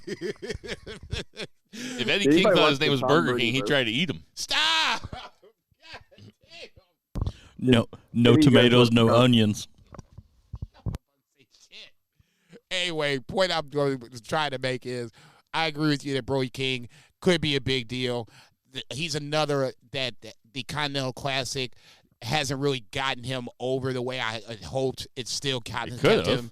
It could have, yeah, no question about it. Him and Roosh, I think, were two guys that immediately when I saw them into it, I was like, ooh, they might not win it, but coming out of it, they could be better off than they were coming in, and neither one, for whatever reason, hasn't gotten that next level push that I was kind of hoping for. Brody King is, you know, could have been an ROH champion before the pandemic happened. I always talk about that. So in that scenario, you know, he's got the talent. It's just he's kind of hitting a ceiling that is not of his own. You know, this is just as far as Tony Khan is willing to let him go. And it's just a little disappointing, but the roster is stacked, and I say this all the time. So, unfortunately, you know, it's not what I'm looking for, but the match itself I thought was really good, you know, main event match. So, in that scenario, you get what you get. Did any of you guys watch the Tom Brady roast? Oh, yes. I did not. Oh, yes. Man, Tony Hinchcliffe's line, he said, call him Burger King. Tony Hinchcliffe had a line. He said, Bert Kreischer is a king. He looks like Tiger King and Liver King only ate Burger King and had a liver that looked like Martin Luther King got beat up by Rodney King. that whole roast is just ridiculously funny, man. I'm sorry. I was just looking at Tom Brady a couple times like, motherfucker, you ain't going to get up? Are you looking forward to Kyle O'Reilly versus Edge? Kind of, yeah. both can. It's gonna be a good match. Yeah, I was getting ready to say that it's you know who's probably going to win. It's just the match itself. Is it going to be good? Is it going to be worthwhile to stick around and watch? What is Kyle O'Reilly wearing? Motherfucker, I don't, nigga. I wear BFR. I feel like that's been his gimmick for the last few years. He's like, what is he wearing? I mean, Kyle O'Reilly is dressed like me right now. yeah. Like, he is not wearing anything to look like a professional wrestler. Oh, my Remember God. He debuted in that big angle and or not debuted, but he returned in that big angle and he's just like wearing a pair of Keens. Okay. Yeah, man. He's just wearing a shirt and shorts. Okay. That motherfucker came. Regular ass shorts. That motherfucker came straight off the couch. Like Target style shorts. They're just a little bit too big. Yeah, y'all motherfuckers is Looks wild. like 2005. Stop. Looks like he just got back from Warped Tour.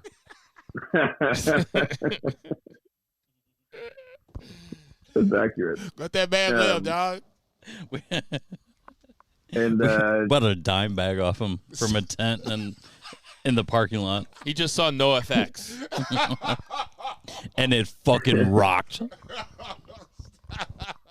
You are aging yourself. Me too, because I'm laughing, but still. I'm just saying. they're about to come on their final tour ever. They're being in Portland next month. NoFX? Yeah. Are you looking forward to Kyle O'Reilly versus Edge? Yeah. I don't think it's a big money match or anything, but it's something that I will sit and watch and not look at my phone. Yeah, that's Agreed. about where I'm at on it. Agreed. And then the EVPs, Matthew and Nicholas Jackson, along with Kazuchika Okada and Jack Perry came down. I got a phone call whenever this happened, and then I let it play, and I did not go back and rewind it. So I did not see how this ended up that Danielson and Kingston are in the match, but I imagine some main event angle, so you guys want to fill it in? Yeah, FTR came out and they were all mad. They said, we got two other guys. And then Did Dax mention his daughter? Stop. Stop. don't you mention my daughter. Hey, you're the one that brings her up all the time, dude. Like, fuck. Hey, it's not easy working the fry side. Come on, man. Come on. Stop. Dax Harwood, so he comes out, the Elite come out in there, they talk a bunch of shit. And then Okada says one line about now how he's the best bout machine. And then FTR comes out. Eddie Kingston comes out first, gets a huge pop, and then Bryan Danielson comes out. So it is going to be FTR. This is a star-studded fucking match. It is FTR, Eddie Kingston, and Bryan Danielson versus the Elite. Anarchy in the Arena 3 weeks from this Sunday, or 2 weeks from this Sunday, at Double or Nothing. Should be interesting. Should be interesting. Anything else about Dynamite? Nope. A couple more weeks of build. Let's get to that 3 count. 1, 2, 3. All right, the 3 count is WWE proper. SmackDown was, it was the night before the pay-per-view. They had it in France. It was also a hot crowd. I guess the big thing, I guess my biggest takeaway from this is they're going to do a Lashley-Carmelo Hayes angle, which I never thought of, and it's like, oh, that's a good guy for Carmelo Hayes to go up against first. I guess they're going to flip Lashley back to babyface? What do you think, Jason? I thought he was already a babyface, for a while. Oh, I guess the Pride. Yeah, the Pride were the baby faces in that WrestleMania match. Yeah. So I mean, in that scenario, it's the babyface heel usual trope where Mel is the heel in this scenario. Honestly, my knee-jerk reaction is like, well, fuck, Lashley is going backwards in the Triple H regime, and then that felt like that was not really even a possibility. But slowly but surely, he's not anywhere near the title. It feels like this is going to be a spot where he's going to put Melo over. So, at least for me, he's, Lashley feels like he's one of the losers in this new Triple H regime. But he's a guy they can heat up real fast to lose to Cody 1 month. I'm not saying that he can't. If that was the case, then he would have been a heel, and they would have stayed him they'd have kept him and the Street Profits as heels. They were way more intriguing as heels than they now are as baby faces. They never really did anything. Zach, what do you think? I'm not disagreeing with that, but he's definitely somebody who, I think would be pretty fun to have Carmelo go over, really. He's a big deal, and he was protected. He's been protected for years, and he's good. He's like a main event guy who hasn't been in the main event scene for very long. At the same time, Carmelo is kind of a rookie he's a rookie on the main roster, so it could be like a lesson learned, don't mess with the big dogs, and could heat him up, and he'd be a very credible contender for Cody because he hasn't really been in that picture for a while. That's another big guy that Cody can go over, kind of like he did Lesnar on the way to it. I think, Carmelo working with somebody that talented, with that big of a mystique, and with that level of protection, that's a good sign. Here's what I think. I think that Carmelo needs a heater. I don't know who it would be, but I think that he needs a heater. Stop. I was just thinking, does it have to be a black guy? I'm trying to think of any white guys. I know. It does have to be a black guy, doesn't it? Of course it does. It would just look weird for him with a white heater. I'll say, Omos? Oh, God, Jesus Christ. That'd be good. Osmasa Gumbo. Omos McGumbo. They should re-sign fucking Top Dollar, man. I watched him in TNA. He's good. Oh Dude, my God. MVP. He's good, he says.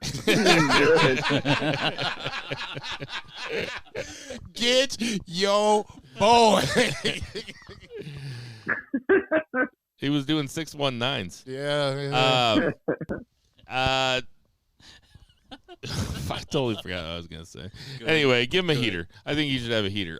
King of the Ring starts on Monday night. I'll tell you what, we had a fucking fantastic Ricochet Ilya Dragunov match. Like a fucking really good fucking match. Zach, what you think about this one?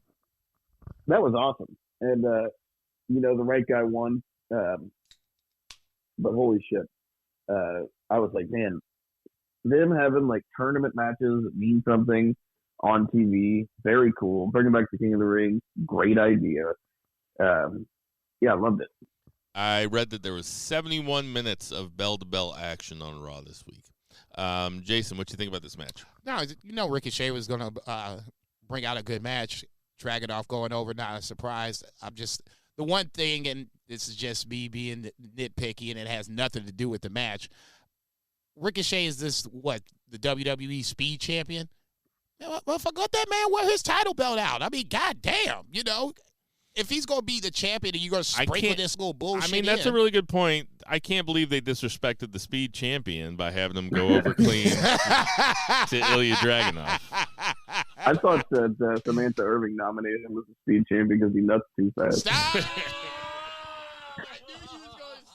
Son of a bitch. You ain't shit.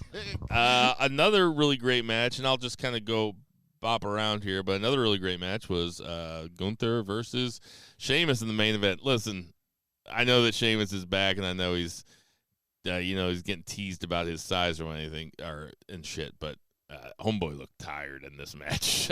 Jason, what'd you think of it? Yeah, it was good though. They beat the fuck out of each other, fucking shit out of. I like the fact that Gunther's now, bringing in a submission, and I don't even know if it's going to be something long term or this is just for the King of the Ring tournament run. But tapping out Xavier and then basically having him out. I don't know if this is kayfabe or not. Having him out after the submission now this week. The single-legged Boston Crab having Sheamus tap out, which is, a rare occurrence into itself. Gunther is getting, that momentum back that he kind of lost from losing the IC championship. Not saying he lost, momentum per se, but he's bouncing back from the loss. Better choice of words. So him having this submission just adds another layer to what is just a arsenal of talent from Gunther.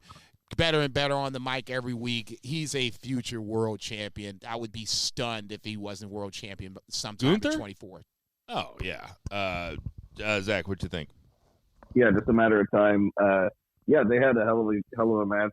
I wonder if Sheamus just kind of did WWE a solid and came back a little early, just from his injury, because like you said, just kind of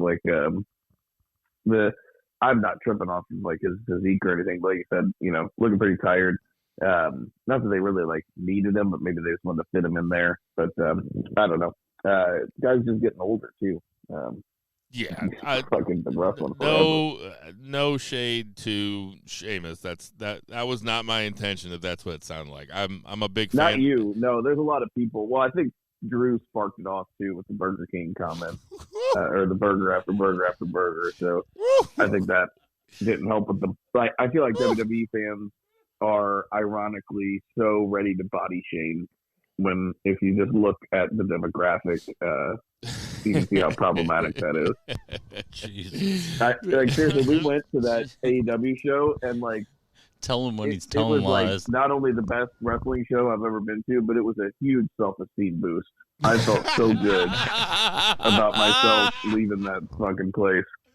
Holy shit. Hey, man, that's my hometown you talking about. I know, and he was walking next to us. I'm like, who the fuck is he to talk about I mean, the one time I'm glad I missed this show. I'm just kind of like touche. I'm not. I'm like, fuck this guy. We're gonna have a poll on BFR. Carlito, wrong move. Carlito is back there. Carlito meets up with the Judgment Day and back. It seems like, I think that Pat McAfee said Dom takes in all the strays, which was a really funny line. I'd love to see Carlito. I need more Carlito. Give me more Carlito. On that, Pat McAfee is fucking hilarious. No, he's that guy is killing it. He's really, really good. What do you think?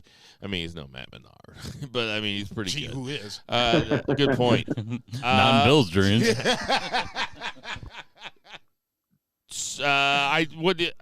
was I gonna say? What do you think about Carlito with the Judgment Day? What are they doing with Dom? Dom shows up in the background, coming out of Liv Morgan's room. Also, is Liv Morgan going to be the new mommy? Yeah, because I mean, ultimately, that's the part of the Liv Morgan revenge tour is to take everything that Rhea Ripley has, and Dominic is one of those big pieces. Not saying that Rhea Ripley needed Dominic to win matches, but it didn't hurt. Better choice of words, that Dom was around to help her win said matches. I'm not going as far as to say that she's going to beat Becky Lynch, but breaking up Judgment Day is part of this end game. Dominic rolling with Liv would be a different swerve. To see him turn on Rhea Ripley, that would be different. So I would be very intrigued to see that happen. Where are you at on this, Zach? She should fuck Cody Matthews next.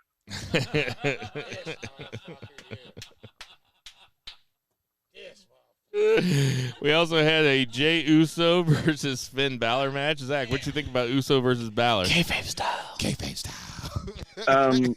Either this one didn't make it on the Hulu version, or I missed it. I had it on while I was working. So yeah, I didn't catch this. Well, shit, I watched it, so I'll jump in on this one. So obviously, Finn Balor comes out to open the show. Him and Judgment Day come out to open the show. They play nice. Damian Priest says, apologizes for the mistakes that he made at the Backlash or whatever the case may be. And Finn Balor assumes that he's going to get a first round bye because Drew McIntyre was medically not cleared to wrestle in his match versus Jey Uso. So obviously, well, I'm sorry, take that back. It was who ends up replacing? I guess it was Jay. So Jay replaces Drew in the tournament itself. Jey Uso comes out. They had a pretty solid match. It was just, like I said, for whatever reason, Jay is missing that one thing that I'm looking for him in the ring, but it didn't take away from this match.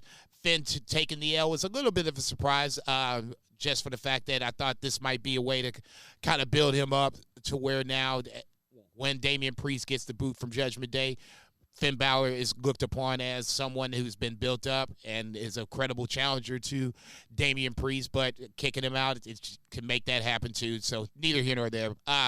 Match was solid.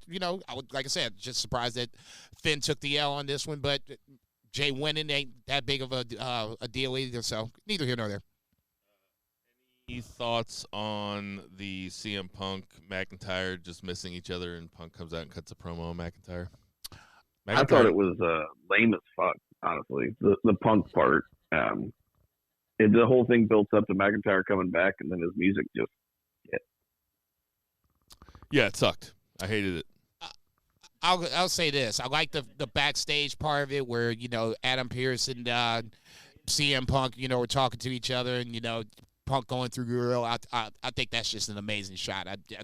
I will always think that. Listen, I didn't mind the part about them just missing each other and WWE trying new things. I just thought that the execution of this is poor. Two things about the Punk promo. Number one, if you're going to say that you're going to hold the show hostage, then the next segment needs to be Punk still out there, right, or Drew McIntyre needs to come back. That's what you do with a toddler. You never say, hey, we're not going to get any ice cream if we're actually going to go get some ice cream. Right. Or, hey, we're going to go home if we're not actually going to go home. Right. You got to follow through with that shit. And the fact that they didn't is a huge, misstep, at least in my opinion. The second part, and, I think that this was him talking about his UFC days, and there was a guillotine reference. And then he pointed over to Pat McAfee. He was like, you know what I'm talking about, right? And that's a reference back to the AEW chokeout with him and Jack Perry. If you don't know about that, the crowd was dead. Okay, so that's the second time he's tried to make an AEW joke on WWE TV, and the shit hasn't worked. He just needs to stop that shit because it's not – nobody is getting it, and he's only referencing something that he and maybe a select few of others really know what happened. Outside of that, nobody really knows. He made all sorts of fun of AEW for only trying to appeal to a certain internet shit. And now he's doing the same thing. So, I mean, at a certain point, he draws money, though, too. Yeah, he does. But he speaks rhetoric, so I guess that makes sense. Ultimately, this was a miss because the biggest thing is if you're going to hold the show hostage, then hold the motherfucker hostage. Otherwise, shut the fuck up. Let's see. We had Io versus Natty. Zoe Stark goes over Ivy Nile. Gable and Bronson Reed get interfered with by Sami Zayn. Any thoughts about any of that? Good for Zoe Stark. Been waiting for her to get a little something since the Becky. Was she injured or something? I just haven't seen her in a while. No, I was about to say they paired her with Shayna Baszler for a while. They lost to the Kabuki Warriors. They're on every house show. They really are. She's around. That's probably good for Zoe. Yeah. No, it's something. I mean, it's better than what it was. Gable, Bronson Reed, Sami Zayn smells like triple threat coming up. That should be another really intriguing build for the Sami Zayn title reign. Sami is best as an underdog figure, whether he's a champion or not. So him battling two heels that are gunning for his title, that's going to be a really good way to get him over, get the crowd invested. We'll get him over as champion. I think that get the crowd invested as well. I think that he's acting too overeager, and I think that Sammy's really smart about his character, and I think that he's going to lose the belt.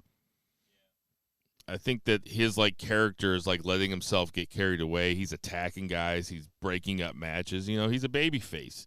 He's attacking guys backstage, even though they attacked him first. He's still a babyface. He's losing sight of the prize, and that's the story they're telling. And Chad Gable's going to win. Now that's going to be completely wrong. That's not what's going to happen. I was getting ready to say Bronson Reed in that match feels like, unfortunately, he's the easiest guy to have getting pinned, and Jonah. we could all move along. Well, that dude is long since dead at this point. He's not Jonah anymore, unfortunately. Like I said, Bronson Reed's cool though. I'm not saying that he's not. I'm just saying that he just his booking has made his his character suffer a lot. All right, that's going to do it for our 3 count. 1, 2, 3. Some odds and ends. Did you guys get a chance to watch Pro Wrestling or Dontaku? Yes. I was going to call it Pro Wrestling Noah. No. Did you watch Pro Wrestling? And we'll talk about it on a podcast. Yeah, I was going to say Pro Wrestling Noah. Did you get a chance to watch Dontaku? Yes. Zach, did you watch it? I got to see a little bit of it, but I didn't get to sit down and watch it, unfortunately. A bunch of title changes. Chase Owens and Kenta win back the tag titles. Jason, where you at on this? Looks like they're going to face TMDK next, though, which is cool. Now, honestly, I think that's going to be a 4-way match. To be perfectly honest, at least the way in my head, the post-match scrum, for lack of a better term, you had TMDK come out, then you had Chase and Kenta already in the ring. You had ELP and Hikuleu come out. Another tag team came out. Can't remember. The Bishamon came out. So, I mean, everybody in the mama was out there, kind of jockeying for position. So, for me, it just feels like this is going to be a fatal 4-way. Ultimately, just lazy-ass booking. You got the 4 tag teams in a fatal 4-way match. It just Zach, thoughts on what did Chase and Kenta do? Who did they have pictures on? There is no way on God's green earth they should be tag team champions once, much less twice. Chase Owens' body looks like what people are describing Sheamus's body as. Stop. Zach, Burger Burger King. Zach, what do you think about the new tag champions? I mean, that just kind of goes to show, I don't know who cares less about tag team wrestling, New Japan or WWE. I mean, can we just talk about New Japan big picture for a second? Because we have new tag team champions. We have a new TV champion because I'm good with that. Zack Sabre just took it off of Matt Riddle, who had it for a month. It's been rumored that he had it in his contract that he had to hold a title at some point. And then Jeff Cobb wins it quickly over Zack Sabre Jr. We can touch each of these individually, but just bear with me here for a second. We also have Jon Moxley fighting Ren Narita in a total bullshit House of Torture main event, and then it ends with Moxley staring down Evil. Don't give me Moxley Evil. Don't do it. Zach, what do you think about this? God damn it. Yeah, we was all for that Moxley fucking title reign until we start getting real about this shit, huh? I mean, let's call it what it is. It's New Japan seems like it's in disarray. New Japan is not. It's lost its luster. The pandemic really hurt it, but they were still doing good things in the pandemic. But man, it is definitely not what it was. Dolph Ziggler pre-pandemic. Lost. I mean, Finley takes the belt now, so they have all these title changes. It's just like they don't have any direction. There's no cohesive vision. They've lost a lot of their talent. That's the number one thing, and I don't care what anybody else says. You start taking away, top talent from any promotion, it's going to hurt it. Period. The fact that then they need to steady the ship and have Moxley in real fucking title matches. Not Moxley versus Narita, not Moxley versus fucking Powerhouse Hobbs, I'm sorry. Not Moxley versus Evil. Moxley should be fighting Tsuji. Moxley should be fighting, I'd rather him fight Sonata. Shingo. Look, you're not saying something that I don't already said, and I Sabre Jr. That's the guy that should be beating Moxley, okay? He should be the champion before Moxley is. I've already talked about that. The fact that you have poor creative, you haven't built up the talent that is still there, and now the top talent is gone. You can't sit up here and tell me you lose Okada and Will Ospreay and Jay White and sit here and tell me that this ship is not going to take a little water. You know what it's they need just going to do it. It's you know what inevitable. they need to have? The G2. Oh, Jesus fucking Christ. Fuck out. You know, Gato's booking anymore is like what the Vincels think Tony Khan's booking is. It's been as bad as I've ever seen in New Japan, and that's saying something. I've watched it for, basically the length of the podcast, and it's not it. There's been a time where it was down. This is down as down can get. For me, when you have talent, I can't believe Taichi can't get a fucking match. He could be global champion before fucking Dolph Ziggler. And I'm not disrespecting Dolph Ziggler. Great fucking wrestler. The fact that he was a champion. Taichi has paid his dues. And it's time for him to get his reward. I'm totally down. And he's gotten a lot better. He's past the never title at this point. It needs to be global championship, or he needs to be flirting with a title chase of some sort. I don't care which one it is. There's talent on this roster. For whatever reason, they have yet to build up the Tsujis, the Shota Uminos, Ren Naritas, and I'm not disagreeing with the Ren Narita, John Moxley discussion about the match itself. It was typical House of Torture, but once you got them away and you just had those two wrestle, you had a good match.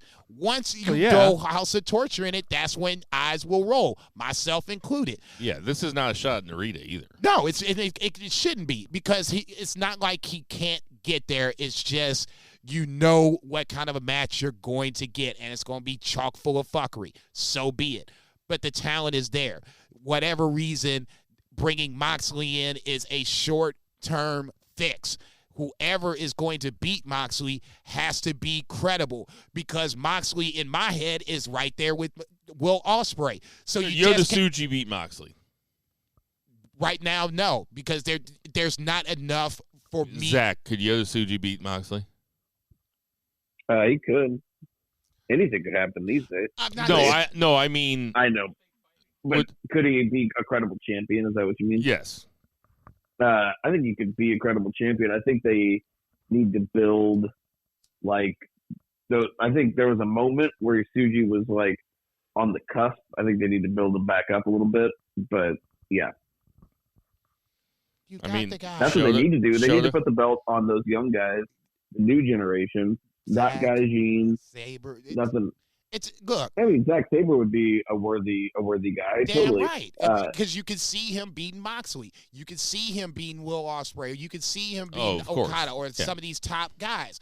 I'm sorry. He'd be a great guy to hold it until one of those guys is ready. Okay, there you go. I'll tell you what, there was a time where they could have struck while the iron was hot with Jeff Cobb, and Jeff Cobb could be up there too. Agreed. They just never did it. Agreed. They came close for a little while. Yeah, they teased it with that G1 run. And it looked for a while like Great-O-Khan was going to be a guy. I don't think either one of those guys are IWGP guys.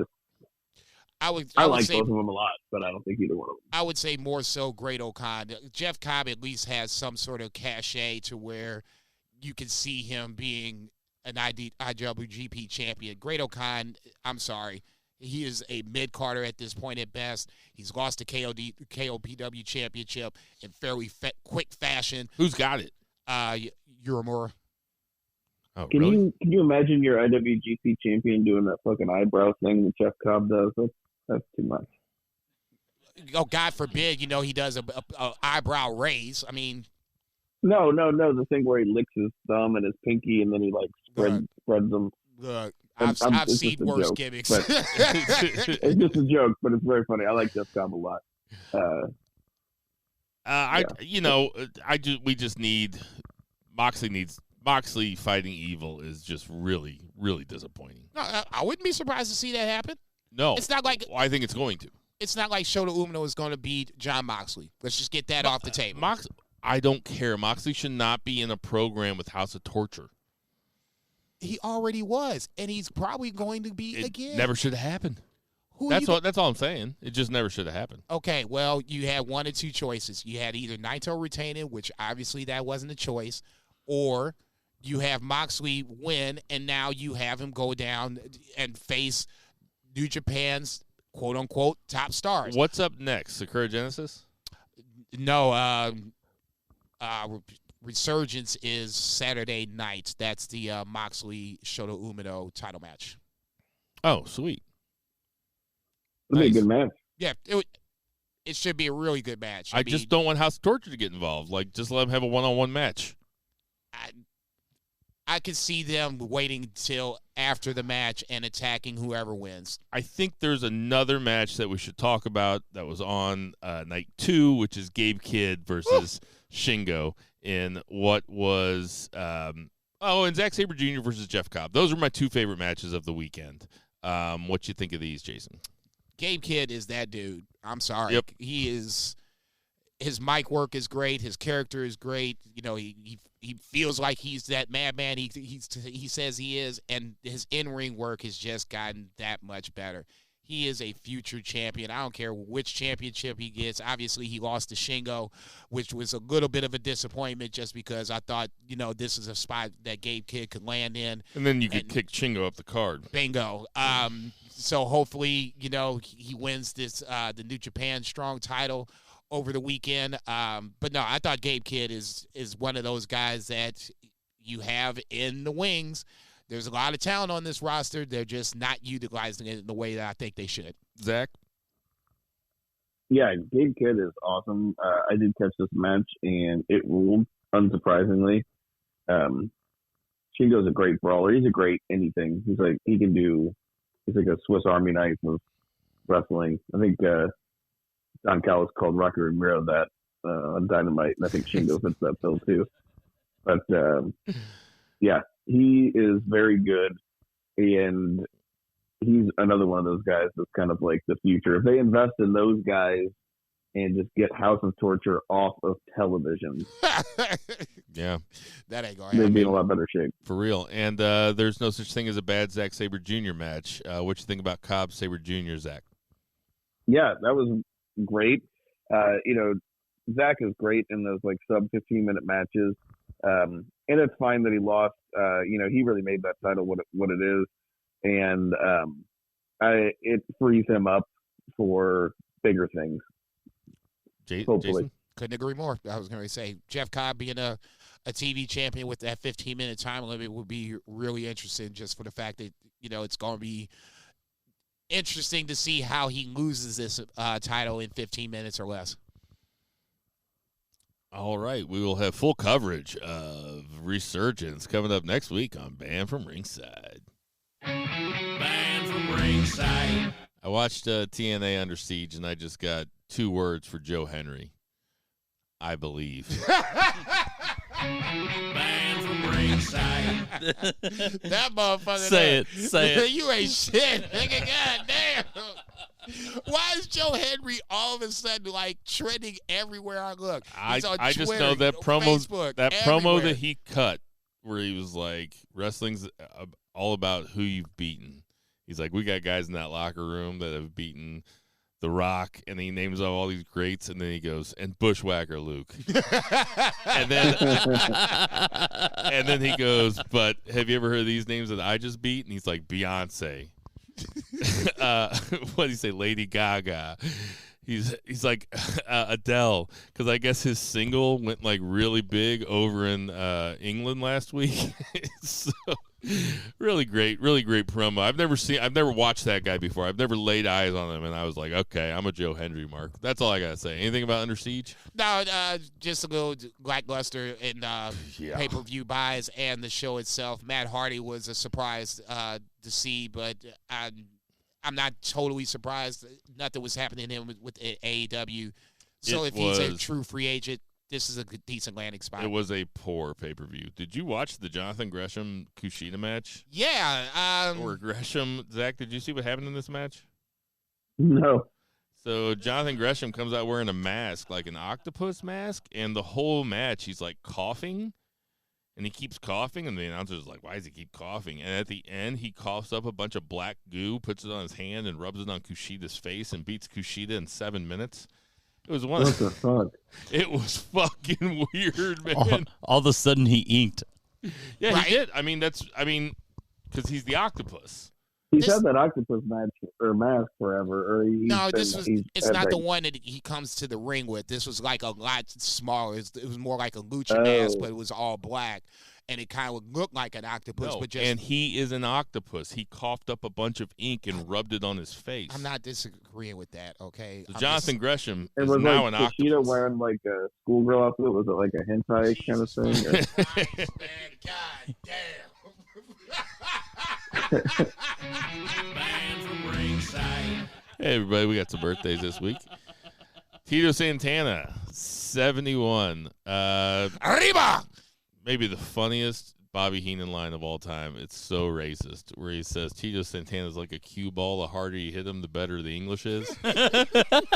Oh my god! Holy Bill has that tattooed on his ankle. Just honestly, one of the funniest jokes. Oh, Bobby. Incredible. William Regal is 56. Billy Kidman is 50. Bobby Roode, where art thou? Backstage, holding. He was the For producer WWE? for that night one WrestleMania main event. Oh, nice. I did not know that. Yeah, apparently he's people really like him. He's gonna have a job one time. Glorious. Yeah, Kushida. Oh man, they should have him come out to that. That would. Can you imagine the pop? They dropped the ball with him on the main roster with that shit.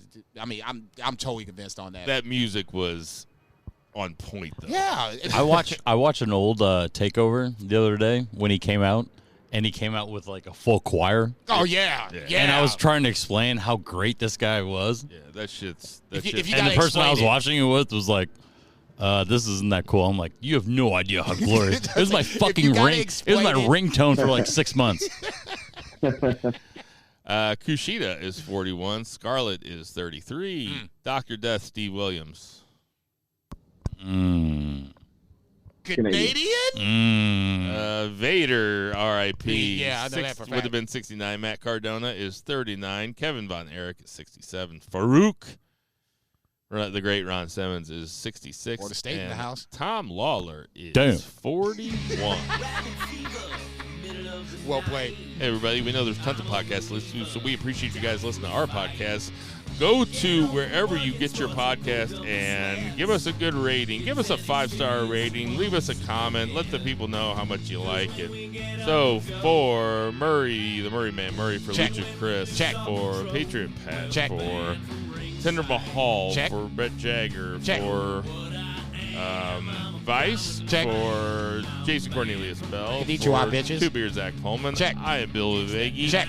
Call your moms Check. this weekend and never, ever forget to boo the heels. Bitch.